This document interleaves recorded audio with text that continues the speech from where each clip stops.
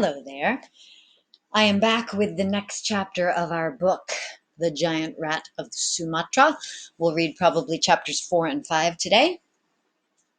You'll recall that where we left off, Shipwreck, our main character, the 12-year-old boy, had followed One-Armed Ginger to shore and tried to see what his plan was, and discovered that he's planning to go back and kill Captain Gallows back on the Giant Rat ship and steal his treasure. And so Shipwreck is trying to figure out a way to go warn the captain, right? Chapter 4 is called Desperate Events Aboard the Giant Rat and a Bucket of Whale Oil, which you'll see there in the picture. So you might have a prediction what he's planning to do with that. All right, here we begin. I could see the foggy glow of the port lantern on the Giant Rat of Sumatra at anchor in the bay, and I thought I could make out a longboat slipping like a ghost through the darkness. I wished now that I hadn't sent the flyboat floating on the tide. How was I going to sound the alarm? I cast my eyes about but saw no sign of a flickering stub of a candle. Perhaps it had burned itself out. So you'll remember that he had sent his rowboat that he came across with, I think that's the one he'd come across with One-Eyed Ginger. He had sent it back so that he would think that One-Armed Ginger would think he'd already gone back to the ship. So he's wishing he could find that boat now, right? So he could go warn the captain. I heard a voice thundering within myself. Captain Gallows is asleep in his bunk. Can't you swim to the ship that far? I remembered the oar left behind in the storeroom. If Samuel Spoons owned oars, he must own a boat. Would that be a boat making soft lapping sounds on the tide farther around the shore? I followed my ears. Tucked behind a shallow bend, I found a rowboat tethered like a goat to an iron stake in the earth. But the oarlocks stood empty. Of course, I thought, the barkeep kept the oars from being stolen. I tried not to lose any more time than I had to. I rushed with sandy shoes back to the rear of the tavern. I crawled back under the door and was quick to discover one oar and then the next. I worked them under the door and out. Soon I had them in the boat's oarlocks and shoved off into the bay. As I scraped the hull of the Giant Rat of Sumatra, its side lanterns lit. I knew I was too late. An oaken longboat was already tied to the jack-ladder, and it waited quietly for the attackers to return and flee. So he's seeing the boat that One-Armed Ginger had brought, and he's thinking, oh, I'm too late. I untied that longboat and shoved it away to drift free. I climbed hand over hand up the jack-ladder, not sure now what I could do except to wake the crew. How calculating of the chief mate to have posted no man on watch. But once I reached the deck, the hatch doors flew open, and out backed One-Armed Ginger himself, a knife flashing in his hand. Beside him came the harpooner, the long handle of his weapon broken off. I acted on instinct. My attention was quickly drawn to the bucket of whale oil that Jimmy Puka Puka had left hooked to the deck house. I grabbed the bucket. It was still heavy and mercifully half full. Mercifully meaning luckily half full. That would do. I splashed the whale oil on the deck. It landed in a great puddle near the feet of the villains as they came backing out of the hatch, flailing about with their weapons. You get what the point of that is, right? Fools, dotes, chaff and bran, came the captain's booming voice. Sea worms, I'll send you headlong into eternity. He appeared now, a tall, grinning Mexican, with a jungle knife in his fist and bookish words flying from his lips, the blade as broad as a bed slat, flashing like lightning backing the men out of the hatch. I saw with a rush of relief that the captain was very much alive and on his feet. He seemed to be enjoying himself hugely. But quickly the captain was forced to back away. The three ruffians now advanced on him, knives and harpoon whipping the air. The fight disappeared back into the hatch. I froze, my heart pounding. Moments later, the doors of the hatch again flew open, but now it was Captain Gallows backing into the night. The assassins were driving him out on deck. "You've trifled with my good nature and the laws of mutiny, Mr. Ginger," shouted the captain defiantly. "I'll be obliged to hoist you and your fellows up the yardarms. I shall hang you up like soiled laundry." "Blast your eyes, sir," shouted One-Armed Ginger. "Fight on, cucarachas! I have stepped on more menacing cockroaches than you." To my horror, though, I saw the captain take a long backward step. As he slipped on the oiled deck, his legs flew out from under him, and he ripped out oaths in several languages, meaning he's cursing and upset. The scoundrels were quick to rush on the fallen captain with their blades hoisted in the air, but then their legs too went spinning. The ship rolled in the tide just then, and the four men went slithering toward the open railing.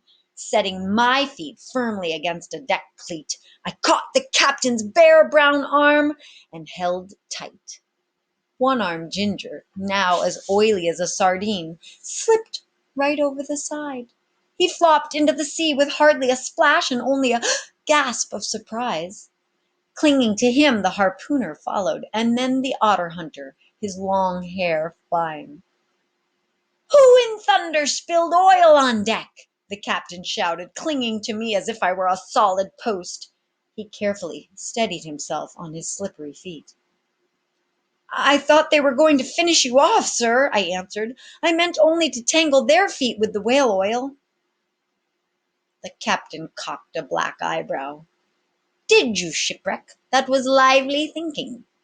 And then, with a shout, "Where in blazes is the man on watch? Who let that sea scum aboard?" "Mr. Ginger didn't post a watchman, sir. I heard him say so." "Sly rascal." "Yes, sir." "Must I call you shipwreck, cabin boy? Do you have a proper name?" "Shipwreck'll do." "Shipwreck. Well, I'm obliged to you." I felt a glow of pride in myself. I was glad to please this man who had plucked me from the high seas. The scuffling on deck was bringing a few sleepy seamen onto deck. Said the captain, "You, Jimmy Puka Puka, stick your head over the side and see if any of those sea vultures can swim, which is unlikely. The rest of you, dredge up buckets of seawater and wash down the deck before we all follow those nitwits over the side." Jimmy Puka Puka gazed over the side and finally announced, "Nothing down there, Captain, only a sea lion enjoying his guests." Captain Gallows waved in his crew. "Lower your chins, shipmates. Anyone want to say a few solemn words for these muckworms and murderers? No? Padre, have mercy on their souls, but lock up your silver candlesticks." Amen. So, a couple of interesting questions hopefully you followed. We see what happened to One-Armed Ginger and his crew, at least what we think has happened, which is that they were unsuccessful killing Captain Gallows. They didn't get his treasure, and they've fallen overboard. I thought it was very interesting that the captain finally asks, "What is your real name?" to Shipwreck, right? When he wants to thank him. And Shipwreck doesn't give it. What do you think that's about? Why do you think he didn't want to give his real name? All right, we're going to move on to chapter 5, which is regarding the fate of the giant rat and other important matters. And I think we get to see Captain Gallows here. I am assuming that's who that is on the picture at the beginning. Is that getting in focus for you? All right, and here we go. At the break of dawn, Captain Gallows sent the remaining longboat ashore for fresh water and galley supplies from among the hide houses. Now that it was light, I could see what appeared to be an abandoned fort at the headland. Closer in stood the ramshackle warehouses of La Playa, that's Spanish for the beach. with stiff cowhides folded and piled like the weathered pages of old books. Nice simile, huh? Around the bend, San Diego seemed to be keeping the scruffy place at arm's length. So we're seeing a little beach community near San Diego, sort of nice. The second officer, Calcutta, who had seen the world several times over, told me the hides would be shipped to Boston and return as leather shoes and boots for the Californios. Other hides would be traded in China and India for silks and ivory and perfumes and porcelain dishes. "See San Diego around the bay?" said Calcutta, pointing a stubby finger. "You could put that dusty town itself in a bird's nest, but don't be fooled, lad. San Diego is captain of the hide trade, important as London town if you're a cow." And the second officer laughed. As soon as I could, I rowed ashore, finding Samuel Spoons asleep on the counter and snoring thunderbolts. "Thanks for the borrow of your boat," I muttered, being careful not to disturb the barkeep. Oh, he must have said that quite softly. The dog was off in a corner, too, asleep. But the Giant Rat's fly boat was floating like driftwood on the incoming tide. Soon I was able to wade out knee-deep in the water to reclaim it and row to the ship. So he's returned the boat to the barkeep, and he's found the other rowboat that he had originally taken. That's when the longboat came in sight again, this time with Captain Gallows standing at the stern, one polished maroon boot resting on a sea chest. His eyes surveyed the few adobe buildings farther around the bay that called themselves San Diego. Now that the pirates had reached their destination, I realized that I was finished with the Giant Rat of Sumatra. I could see 3 ships at anchor in the bay. By thunder, one of them might be setting its course for the long voyage around South America to New England, and I'd be home at last. It was now more than 21 months. Can you figure out how long that is? 21 months since I had left my actress mother standing under her orange parasol on India Wharf in Boston. Had word trickled back that my stepfather had drowned? How could she guess that I had survived, shipwrecked but floating? It seemed a lifetime ago that I was an 11-year-old with my head buried in the collar of my new coat, while my stepfather dragged me aboard the doomed whaler. I couldn't get my mother's festive orange parasol out of my mind. Shouldn't it have been a sad black for the occasion? Falling asleep night after night in my forecastle bunk, I would wonder why she hadn't balked at letting me be carried off to sea. Right? Why hadn't she objected? Why hadn't she said, "What? What a surprise." I recalled being homesick before the ship left the wharf. Was she glad to get me out from underfoot? The parasol was all smiles. I wasn't sure that she had liked having a child to look after. Well, I didn't need looking after any more. It was hours before Captain Gallows returned to the ship. From the way the boat crew lifted it, the captain's sea chest was now light as a gourd. So a gourd or gourd is like a sweet potato or something, right? But once it's been dried out, some people make little maracas out of them. So it would be very light. So he had a big, heavy sea chest. Now his sea chest is empty. "Amigos," he called out, "on deck! You company of scoundrels, I said I would make gentlemen of you, and I shall."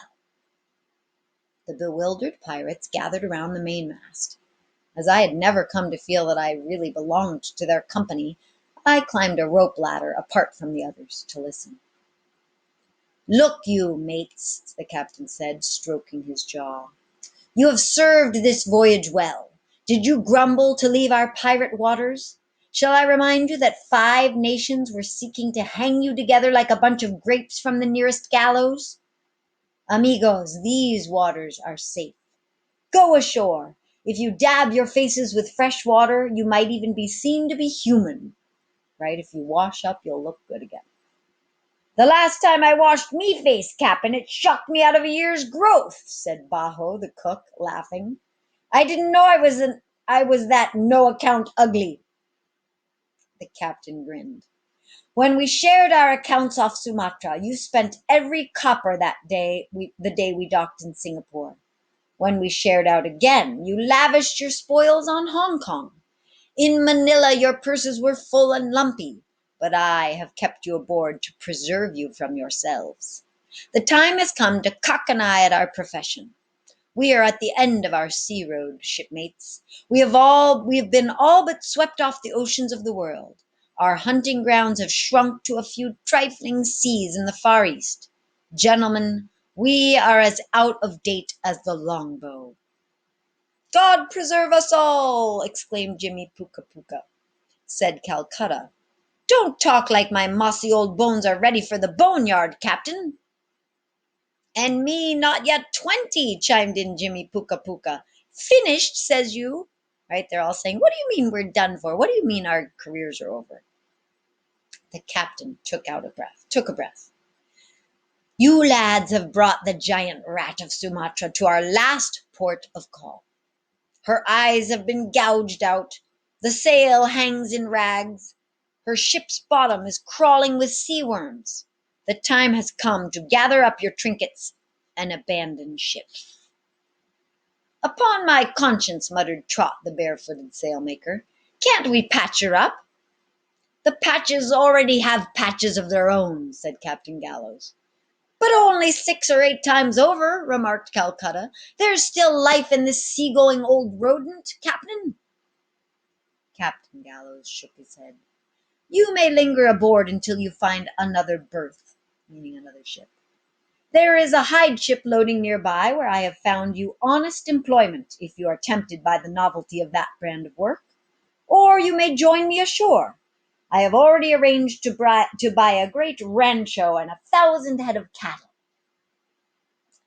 "Turning your back on the sea!" exclaimed Trot in open-eyed amazement.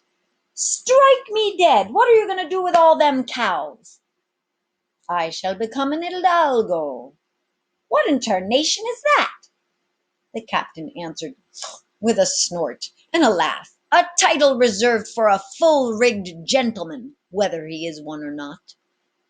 "I declare," said Trot, wiping his neck with a rag. "And I declare that you sea-going men can fling a rope like a vaquero on horseback," the captain continued. "You are welcome to join me and put earth between your toes." So he's telling them they can go find another ship or they can live with him on his rancho and be like a cowboy, a vaquero. A few of the buccaneers, including Jimmy Puka Puka, and Trot and Calcutta, volunteered to stick with the captain and become gentlemen of sorts. I found myself peering at the ship loading up nearer shore. Like a trail of ants, men were carrying aboard cowhides dried and folded over poles. Was the ship bound for Atlantic waters? There might be room aboard for a cabin boy. The voyage home would take months. I could hardly expect my mother to know me as I came bursting through the door. The sun had roasted me brown as a coconut, and my hair had bleached like so much straw. I must have grown 2 or 3 inches. The captain was talking again. "They tell me ashore that there's trouble in Mexico. I must warn any of you men who wish to jump ship here and go your own way. Foreigners are viewed with suspicion, especially Americans. Mercifully, none of you are Americans, eh?"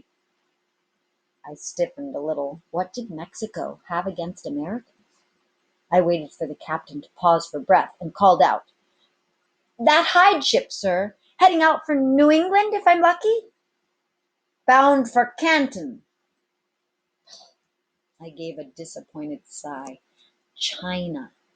I sat on a yardarm, my legs dangling free. I'd have to turn up another passage home. How long would that take? Again there flashed across my mind that picture of my mother with her garden party, orange parasol, seeing me off in Boston for a dangerous life at sea. How could she have been so sure I'd be back? "Shipwreck!" "Aye?" "Pack up your things," said Captain Gallows. Everything I own is in my pocket, sir. My old life drowned. Had the captain forgotten that he had dredged me out of the sea? I will confer with you in my quarters, said Captain Gallows, meaning I want to talk to you privately. What do you think? What's he going to say to Shipwreck? And what do you think the crew's going to decide to do? And what's going to happen to the giant rat of Sumatra? All right, that's it for today. Have your predictions ready and we'll read more tomorrow. Thanks for listening.